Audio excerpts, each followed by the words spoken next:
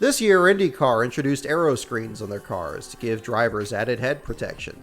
However, this isn't the first time that an Indy car has had a covered cockpit.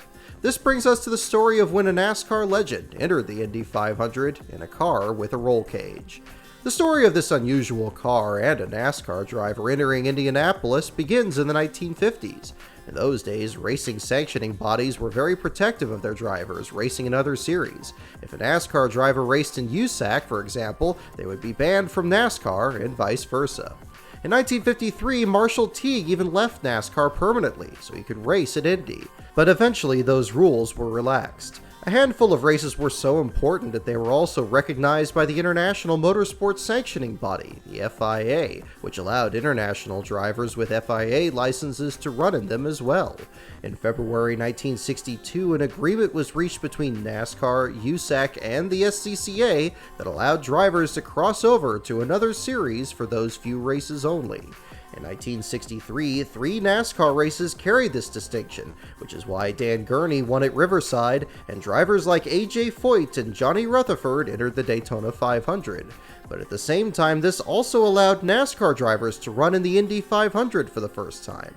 And the first to do so was the man later described by Esquire magazine as the last American hero, quote, "the hardest of all the hard chargers, one of the fastest automobile racing drivers in history, yes, Junior Johnson." Junior Johnson's entry in the 1963 Indy 500 was short-lived, quickly forgotten, but significant at the same time. On April 12, 1963, Johnson was announced as the driver of the number 73 American Rubber and Plastic Special, owned by John Shalick. His teammate was another rookie, Bobby Unser. Shalick commissioned Frank Curtis to build Johnson's car. It was the last roadster ever made by the builder that won 5 Indy 500s between 1950 and 1955. Junior's car was unusual because it had a full roll cage over the cockpit. At the time, USAC considered making this mandatory for all cars, but Johnson's was the first to actually try it. It was called the safest car at Indianapolis. It was revolutionary in more ways than one. The car had a complete independent suspension system, which was usually only used in road racing. It had a semi-slip rear end instead of the traditional locked rear end, and it also had a battery-fired transistor ignition system instead of the usual magneto. Despite how radical the car was, it was also dreadfully slow. At Indianapolis on Friday, May 3rd, NASCAR drivers roamed the garage area looking for cars to drive.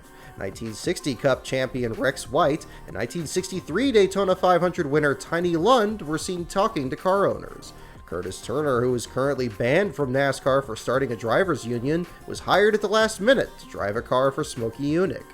Johnson began practicing on Saturday, May 4th, and started his rookie test. Unfortunately, it didn't last long. Newspapers reported that Johnson didn't like the feel of an open cockpit car. He later said he realized that he was giving up the fastest car in NASCAR to drive the slowest car at Indy. So on Monday, May 6th, after just a few days of practice, Junior withdrew from the race.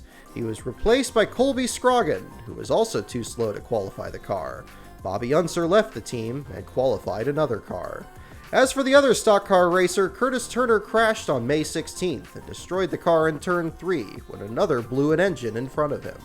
While Johnson's car was one of the first to run a roll cage at Indianapolis, it wasn't the last. Bruce Walkup finished 29th with a cage in 1970, and Mel Kenyon failed to qualify with one in 1974. While his time at Indy was short, Junior Johnson's entry led the way for other NASCAR drivers to race there, and drove an unusual innovation that will now be commonplace.